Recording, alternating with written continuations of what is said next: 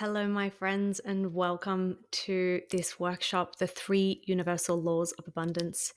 I'm so happy that you are here with me, and I'm so grateful that you're taking some time to learn a little bit about how these universal laws can support you in your life, in your business, and how you can also leverage these laws to build something for your future.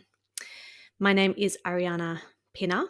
I am a holistic health therapist and I specialize in plant medicine. So I work with energy medicine, plant medicine in particular, using things like essential oils and flower remedies to support people through energetic changes and transformation, but also with a strong focus on emotional health and healing as well. I'm also studying clinical aromatherapy. And so within a few years, I will be able to pop that onto my bio as well, clinical aromatherapist. I started working with these laws probably about 10 years ago now. I do not consider myself a complete expert on them. I'm still practicing how to leverage these laws. But what I find is that the more I lean into this word practice, the more I lean into practicing these laws, the more I find they work.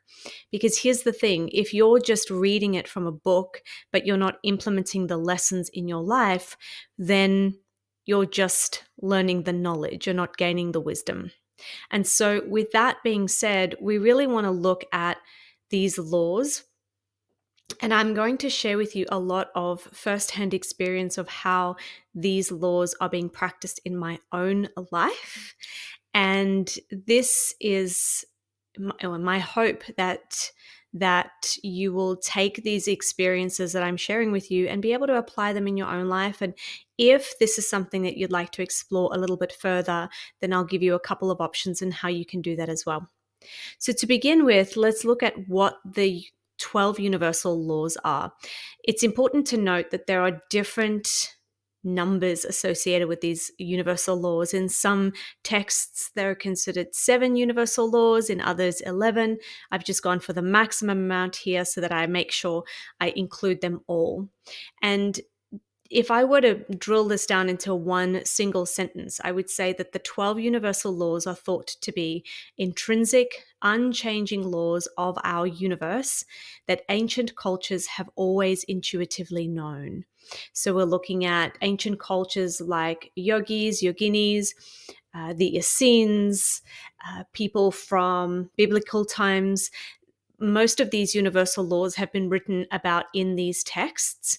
And because they've been translated into English, a lot of the flavor of these texts have been lost. And so I'm hopeful that by looking at only 3 of them, which we'll talk about the laws of abundance, by looking at these 3, I'm hoping that I'll be able to bring some ease to the subject, to bring about an understanding of how we can use these laws to our advantage. So of those 12 laws, we have the law of divine oneness, the law of vibration, the law of correspondence, the law of attraction, the law of inspired action, the law of perpetual transmutation of energy, the law of cause and effect, the law of compensation, the law of supply, the law of polarity, the law of gender, and the law of rhythm. These laws have different names. So, for example, the law of gender can also be known as the law of yin yang. Okay, the law of masculine and feminine. But when we try and create the name for the law, sometimes it's easier just to give it, a one word name. For tonight, I'd really like to focus on 3 of these laws, and they're highlighted here for you, which is the law of attraction, the law of compensation, and the law of supply. And when I titled this workshop, I called it the three universal laws of abundance. And my intention with sharing these three laws was to really show you how you can use these laws to generate this idea of what we think abundance is. And so, as I move through these three laws, what I'd really love for you is to feel into how this works and sits in your own life. How does this feel when we're talking about these laws? And can you see yourself in anything that I'm talking about? Can you recognize anything that's going on for you? And of course, if there's anything that comes up from this that you'd like to speak about, then my door is always open. So to begin with, we'll go with the law of supply. And to break this down, we're looking at the law of supply being something that already exists within your mind. Now, the law of supply declares three things.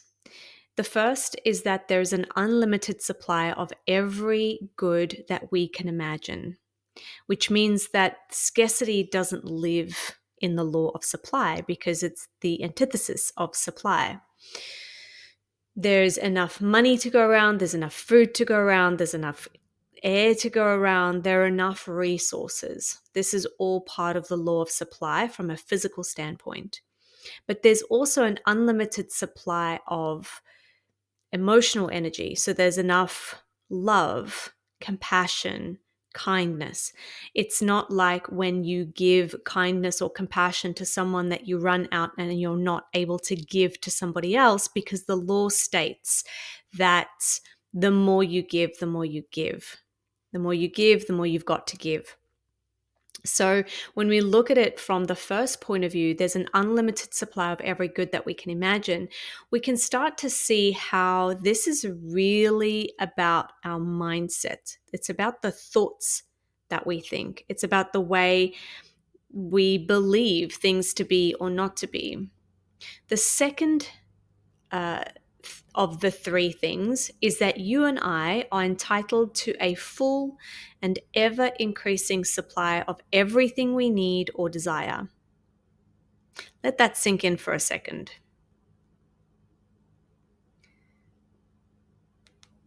Isn't that crazy? You and I are entitled to a full and ever increasing supply of everything we need or desire, which is to say that you don't ever have to go without. That the only limits that you have when it comes to supply are the limits you put on any desired event or circumstance. That your thoughts are the only things that stop you from creating this idea of supply. The third thing is that everything comes from one infinite source, meaning everything comes from the same place. So nothing is better than anything else. It is all from the same place, meaning that wherever we are looking for what we want, we will find it. Because if it's all in the same place, that means that it's all available and it's already there for us. So let's expand on that a little bit more. If we start to consider for a moment that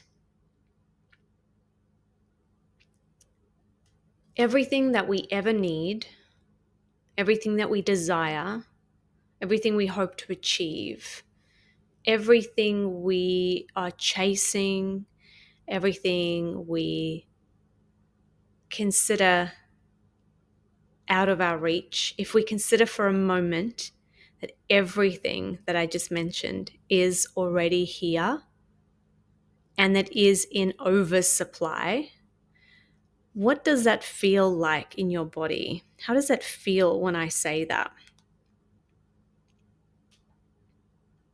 If we start to look at it from a physical standpoint to begin with, let's consider for a moment that you're looking at your finances and you're thinking that, well, it's not here because I'm looking at my bank account and there's nothing in there. How much of you looking outside, meaning looking at your bank statement, how much of you is reliant on your bank statement feeding information back to you so that you can feel abundant, so that you can feel like there's supply? Now, I understand that there's a pragmatic part of this where you need money to live, and if we're just looking at the basics of financial security and safety, then I completely understand that there's this element of needing your bank statement to reflect back to you something that you can use. But when we're looking at energetics and when we're looking at these laws, we have to understand that uh, energy is everything, and energy precedes matter, which is to say that the thoughts that you think, the electrical signals that you send out into the universe, become manifest because they're being thought. That's the first step in manifestation, is that there's a thought. And then from the thought, there's a feeling that accompanies the thought. And from that feeling and that thought, when you start moving your feet to create that which you want, that's how it becomes manifest. So there's a bit of a process that comes into play here, but we must always remember that manifestation starts with a thought, and this goes for good things and bad things too. This puts a lot of responsibility on our shoulders as well. This requires us to be very conscious of our thoughts. This requires for us to be very conscious about what we're thinking, both in the subconscious and the conscious realms. So if the law of supply declares that there's an unlimited supply, that we're entitled to everything that we want, and that everything comes from an infinite source, the first thing you need to get your head around is that everything starts in your mind and everything is governed by your thoughts. Because if you can start to understand that there is an unlimited supply of every good that you can imagine, there's no limitations, there's no scarcity. If you can wrap your head around the fact that there's an increasing supply of everything you need or desire, like it's ever evolving, ever changing, but never ending, and that everything comes from the same source. If you can wrap your head around those things, even if you can't articulate it or it feels really difficult to grasp it because it is quite nebulous, even if you've gotten to that point where you're like, I can feel it, but I can't really put my finger on it, I can't logically explain it, that is fine. It's more of a feeling of expansion, because the thought creates the feeling in the body. So you want to create this thought process where you have this unlimited supply, where you experience this feeling that you have an increasing supply of everything you need or desire, and that everything does come from this source, this one infinite source, so that you can create the feeling, which is what will lead us to the second law. Right? And so when we start to work with the law, we need to remember, and this goes for all of the laws, that plans and ideas are powerful, they're potent.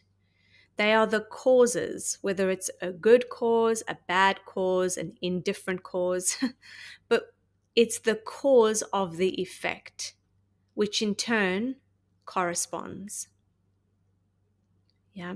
So when we employ our minds constructively, we use correctly hidden powerful forces, allies, powers that reside within our control. This is the key to creating a successful life, whatever success means for you. And so, of course, there is this law of supply that's very closely linked to the law of thinking, and it's really closely linked to neurolinguistic programming and mindset in general. But I use the law of supply as the first of the three because I feel like it encapsulates the law of thinking as well. So the outset question that I would ask you if you were sitting in my office and we were having a coaching session would be, do you believe that it's seeing, then believing? Or do you believe that it's believing and then seeing? Another way to ask this question is, do you believe things are going to come and act in accordance with the fact that you've already done the thing you want to do? And so you act in the way that you would act if you'd already achieved the thing? Or are you sitting back waiting for something to happen to prove to you, are you waiting for a sign to prove to you that you're on the right track so you can start moving your feet? Because here's the thing is that if you start looking at the law of supply, you've actually tapped into this idea of abundance. Because if there's everything that you could ever want in the here now moment, if there's an increasing supply of everything that you could desire, whether it's now or in the future, in this here now moment, then you've tapped into abundance. You've tapped into abundance. And the biggest problem that I see with people in this world is that they don't see an abundance around them. They see lack. They see everything they don't have as opposed to everything they do have. And they don't enjoy all of the evidence that's around them because they don't understand that it exists, and or they don't apply the law of supply. And so when I start working with clients on this, quite often I can see the disbelief in their eyes as if I'm asking them to believe in magic. And in some way, shape, or form, I actually am asking them to believe in magic. But the difference is that I can see it. And so I'm not asking for anything other than what I can see.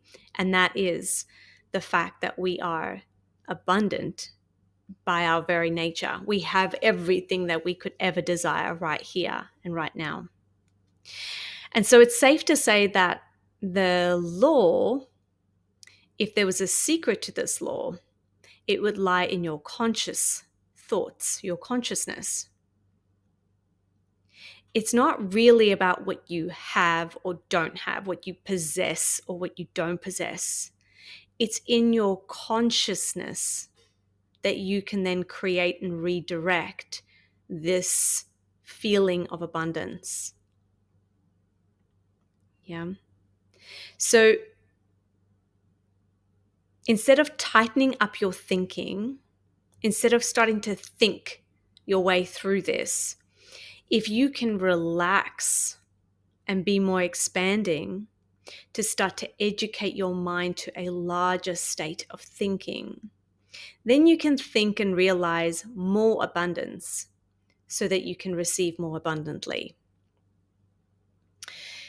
You don't want to tighten and knuckle down to try and grasp this logically or rationally. The laws by their very nature are paradoxical and they're a little bit out there. So to try and figure it out right now would be remiss. The most important part of understanding these laws is to soften into them, is to allow your thinking mind to play with the idea of there being something that's completely outside of your current scope of thinking, but to relax into it in a way that has you feeling more than thinking. If your single thought is of abundance, then you've hit the law of supply on the head. Because to use the law of supply is to feel into the feeling of abundance. And so let's flip the word supply and abundance here. You've got to think abundant thoughts, talk abundant words, and live abundance with every thought, behavior, action that you do in your life.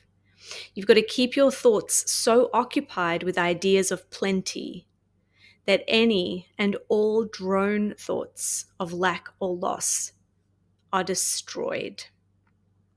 And this is where you start to harness the power of the mind, because it's natural for your mind, especially your conscious mind, and I suppose at times your subconscious mind as well, but it's natural for your mind to think negative thoughts or to try and protect you or to look for things that are going to go wrong. This is just a part of being human. We want to protect ourselves. We want to avoid feeling disappointment or rejection or humiliation. And so we will constantly, even if we're not conscious of it, we will constantly try and find ourselves in positions where we feel in control, where we're managing the situation. And quite often that comes from us knowing that we can spot out weaknesses or negative situations out a mile away. And what I'm asking you to do here is a little bit counterintuitive. I'm not asking you to completely ignore negative circumstances or walk straight into fire. But what I am asking of you is that when you start to have the negative spiraled thoughts about not being good enough, not having enough, not creating enough, the not enough thoughts, that you stop that critical mind right there and find all the things that you do have enough of. So an example of this would be thinking about your not having enough talent or creativity or smarts to do a certain project, and therefore stopping yourself from actually going ahead and trying or practicing or putting yourself in a situation where you feel a little bit uncomfortable. And instead of allowing your negative thinking mind to take over and stop you from doing the things that you need to do, you start to coax your mind in the right direction, thinking about the things that you do have, the things that you do possess, the ways you are able to do the things that you need to do. And you really coach yourself through those sticky situations to the point where you do practice, you do show up, you do the things that you need to do to get you where you want to go. And in time, practice actually takes you from one step to the next and creates the life that you want to live. And so when we start talking about the law of supply, it's very easy for us to get bogged down in this thought of the law of supply equals money. But I gave you an example here of the not enoughness that we experience from a character point of view to illustrate that the law of supply doesn't only include money, it includes every part of our lives. It eventually leads to money. It can. Money is but one of the numerous means of supply. And so quite often what I find is that if we start to create from the law of supply or leverage the law of supply when we're creating, we will inevitably draw money into our lives because it is an energy. As much as it is tangible and we use it in our lives to buy things and to trade services and goods, we can also use it in future endeavors for the things that we're looking to attract. Importantly, money is not the root of evil, but the love of money is. And I'm reading here from a little book that I purchased a little while ago called Working with the Law, 11 Truth Principles for Successful Living. And the author goes to say that if you concentrate upon money alone and use every means to gather it and hoard it, you are forcing the law to close out other good. If you concentrate on a part and not the whole, you only get a small part. If you concentrate on the whole, you enjoy all its parts. If you love money, use the law solely to amass riches. You may gain riches, but you'll also lose so much more that is good in your life, and you will feel quite empty and lonely. He goes on to talk about a man who determined early in his life to concentrate on accumulating money. But when he was lying on his deathbed, He said that he did everything he knew to become rich. He gained all the riches, but he lost the love and companionship of his wife and the joy of being a father to his children. He lost his health, and he spent his wealth to regain his health, and somehow it didn't respond. He learned how to get rich, but didn't learn how to live. And so when we look at the law of supply, I really wanted to highlight that although it does lead to money, it's not the focus. Money acquisition or earning money or becoming rich through the law of supply only focuses on a very small portion on how you can leverage this law. And in my opinion, if you're only focusing on this tiny little piece, what will happen in time is that you won't allow the law to work its magic in the rest of your life, and you'll find yourself, unfortunately, like this man, maybe not you on your deathbed, but a bit later in life, wondering why it is that you feel so lonely and alone. And so as we start to look at the law of supply, we really have to start thinking about looking at the thoughts that we're thinking. We want to be conscious of what it is that we think about before we don't go ahead and do the things that we need to do. What are those sneaky little thoughts that come up for us when we are putting ourselves at risk of not completing the thing we set out for ourselves? How are we shrinking? How are we keeping ourselves small? How are we saying no? How are we hiding? How are we hiding? Let's look at the second law, which is the law of attraction. I'm sure that you've heard about the law of attraction. If you haven't, you can look up the work of Abraham Hicks, which I am going to quote now, talking about the 3 levels of meeting the law of attraction as a process, with the law number 1 being the law of attraction, which we'll talk about. Law number 2 being the law of asking and creating. And law number 3, the law of allowing, which is such an important part of the law of attraction. A lot of the times people think that it's just one dimensional, but it's actually a 3-dimensional process. The law of attraction states that which you think eventuates. However, where people get lost with the law of attraction is that it's also governed by your subconscious a lot of the times. And in your subconscious, your beliefs and your thoughts and your feelings are housed. So it's not just about thinking positive thoughts. If it were that simple, I could think about something that I wanted and it would just happen. It's really about getting behind that thought. It's feeling the things that you need to feel in order to attract what it is you're looking for. If you think about attraction, think about a magnet, and the magnetic attraction that a magnet would experience if you had a magnet in your heart, which by the way you do. If you feel the feelings of hopelessness and despair, have you ever noticed that when you're in a spiral of feeling negative thoughts, when you're feeling negative feelings, have you ever noticed that that's really what you draw to you? Like the worse it gets, the worse it gets. But also, conversely, the better it gets, the better it gets. And so when you start to think about the law of attraction, it's really about expecting that what you desire has already happened and you're just waiting for it to land in your lap. When you're constantly expecting that which you persistently desire, your ability to attract becomes irresistible because desire connects you with the thing desired and expectation draws it into your life. That is the law. That is the law. So you have a thought, you have a feeling about the thought, you feel really good about the thought, which ultimately means that you're expecting it to happen, you're excited for it to happen, you cannot wait for it to happen because it's already happened in some way, shape, or form in your mind and in your heart, and therefore it draws that experience straight to you. So the law of supply, it's all in your mind and governed by your thoughts. And the law of attraction, it's all in your heart, governed by your beliefs and your feelings.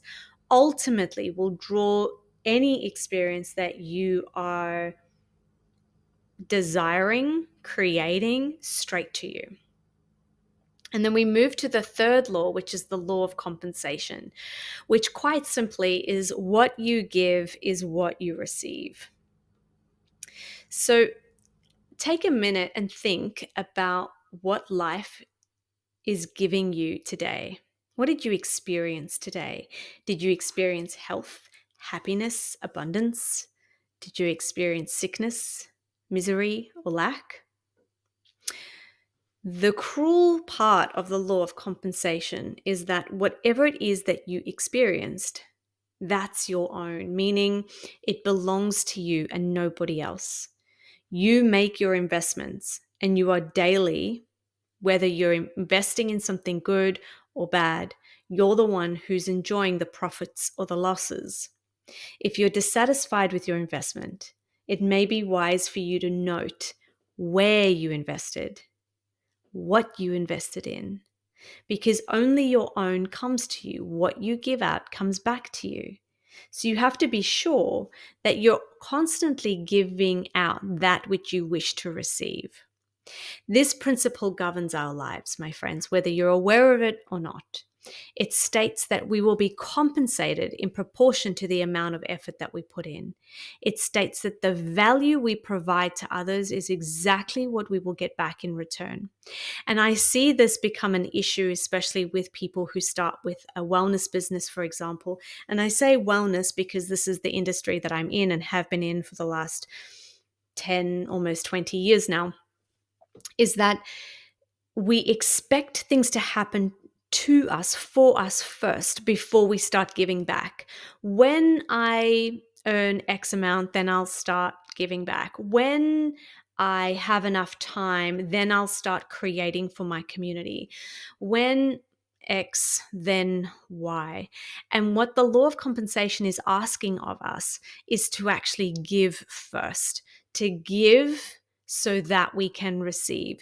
And if we were to interlace the law of compensation with the law of attraction, you'll notice that the law of allowing is the law number 3 of the law of attraction, which really does state that when you think something and you feel it and you give from that place of being full, because the law of supply says that everything you already need is already here, and you can give from that feeling of having your cup overflowing, then naturally what will happen is what you give out, you will receive.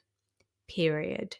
So, whilst I speak about these laws interchangeably and sequentially, it's really important to note that they don't work in isolation. They work all together.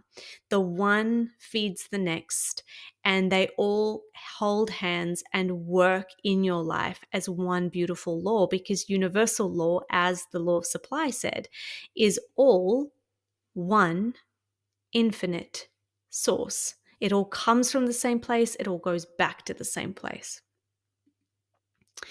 So as we move our way through these laws, you can start to see that everything that you need is already here. Think about the parts of your life that you're sitting in where you feel lack, where you think there's not enough, or you're not enough, or something's not enough. And consider for a moment that everything that you need is already within your hands. The thoughts that you think about it may need to change. The feeling you have towards the thing may need to change. You might even need to make some circumstantial changes within your physical life, and that's fine too. But the thoughts and the feelings that you have towards those things are the most important part of this equation. Because if you can act in your life from a place of complete love and gratitude and appreciation and compassion and kindness, then everything that you give out, regardless of the challenges that you're experiencing, all of that will come back to you in spades. And so when we start to look at this from a business point of view, because I know a lot of you are business owners looking to create abundance in your business and your lives, start to think about the law of supply as this idea that you don't need anything more than what you have.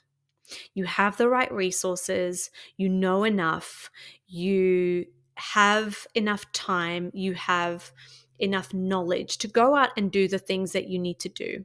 Because remember, there's an unlimited supply of every good that you can imagine, meaning there's enough clients, there's enough hours in the day, there's enough customers that you are entitled to a full and ever increasing supply of everything you need or desire. So you can start your business today, and the better it gets, the better it gets. It can go from strength to strength. You can create a really beautiful, big, bold business. And even if you have a great month and a low month, that doesn't mean the supply is finishing. It just means that there's an ebb and a flow, and that's fine. That's also, remember, a law of the universe is that what goes up will come down. But that doesn't mean that the law of supply is not working. When it's not working, it's still working. And if everything comes from an infinite source, there's no sense of competition, which is to say that you're not really in competition with anyone else. And even though from a physical point of view, and a commercial and economical point of view, I understand that there is a sense of competition. But remember, I'm asking you to zoom up over and above the logical, rational thinking mind. And I'm asking you to think about this almost detached from that prefrontal cortex, and to feel into this idea that there actually is no competition. There's no one like you who delivers the products and the services the way you do, that speaks like you, that cares for their customers and clients and students like you do. And so therefore there is no competition, because if there's only one you, there's nothing to compete with. If you're a customer facing business, your service business, and you're looking to use the law of attraction in your business, you really want to start looking at the way you feel when you show up to work. What are your thoughts about your customers and your clients? What are the beliefs that you have about yourself and the way your business is being run? How do you feel? How do you feel when you show up to work every day? How do you feel when you pick up the phone to call your customers, or when you host a workshop, or when you pay your taxes? All of these things matter. They really do matter. And so, using the law of attraction, remember that which you feel, that which you ask and create, and that which you allow, all constitutes the law of attraction. And then, of course, as you move into the law of compensation, what you give out, you will get back.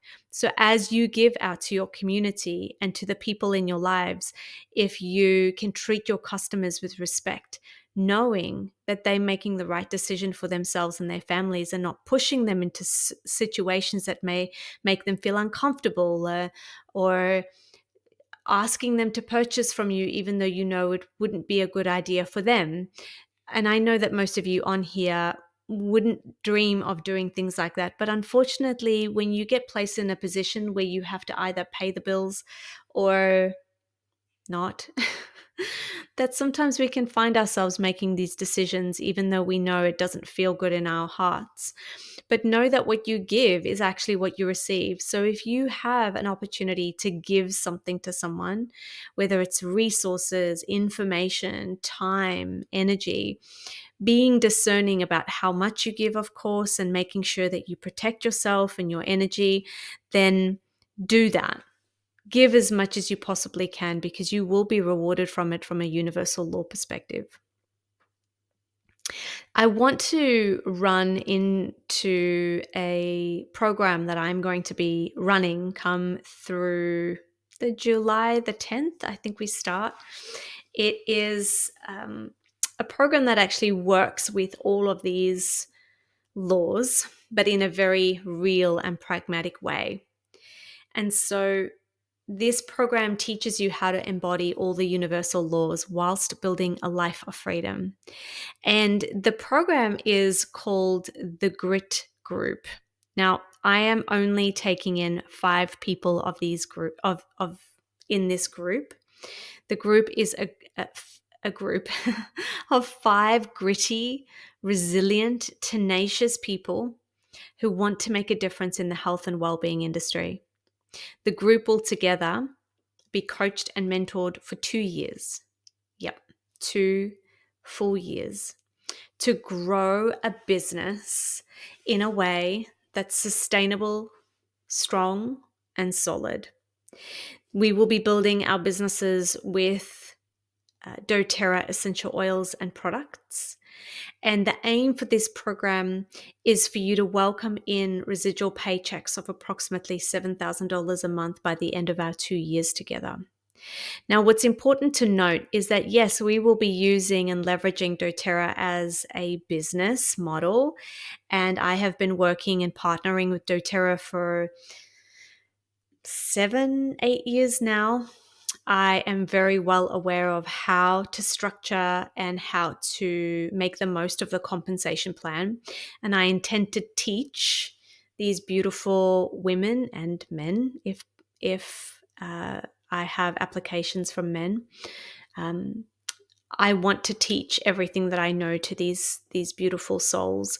And along with that, we will also be diving into leveraging and leaning in on these universal laws of abundance to create businesses that are in alignment with the cosmos, that are in alignment with our deepest purpose, and that we get to support one another in a way that just feels so incredibly good and wholesome and integrous whilst building really awesome businesses.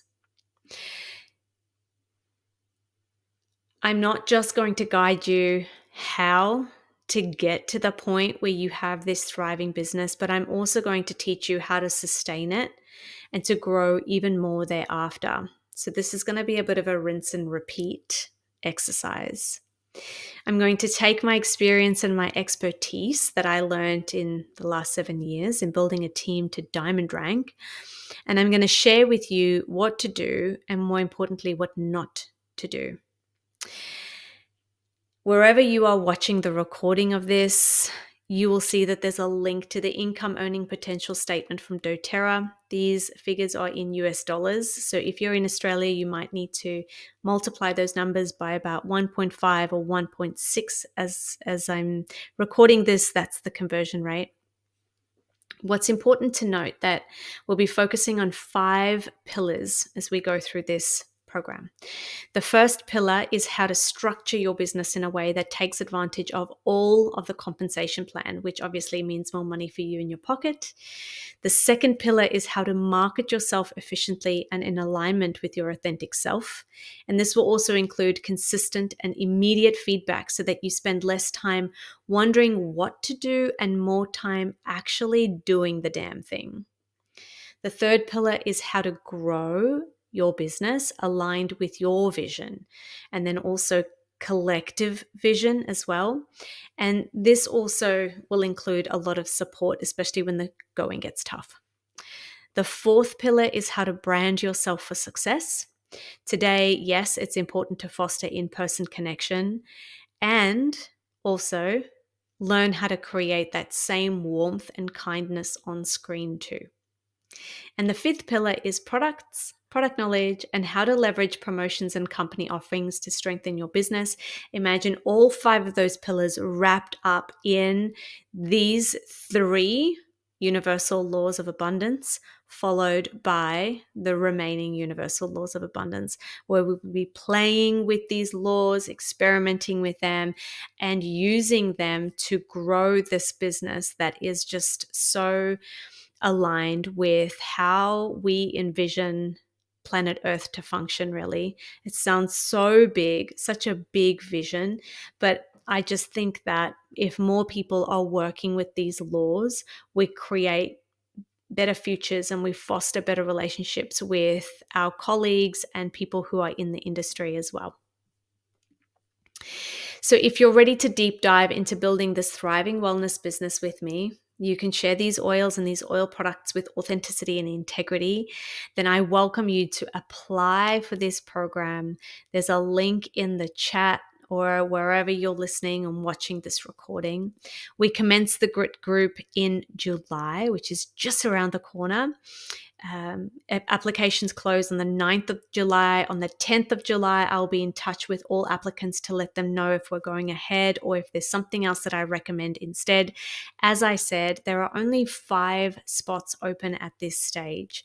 And so good luck, apply, take your time with the application form. There are some questions in there that I have purposefully put in to get you thinking and to write what you feel is necessary, what you want to share, so that you have the best chance of entering into this program. You'll be very, very pleased to know that the cost of this program is minimal. And so as you open up a doTERRA account, you run a doTERRA business, you will be required to purchase from doTERRA every month, which we consider your business running costs. And so in order for us to work together, you'll be required to do that.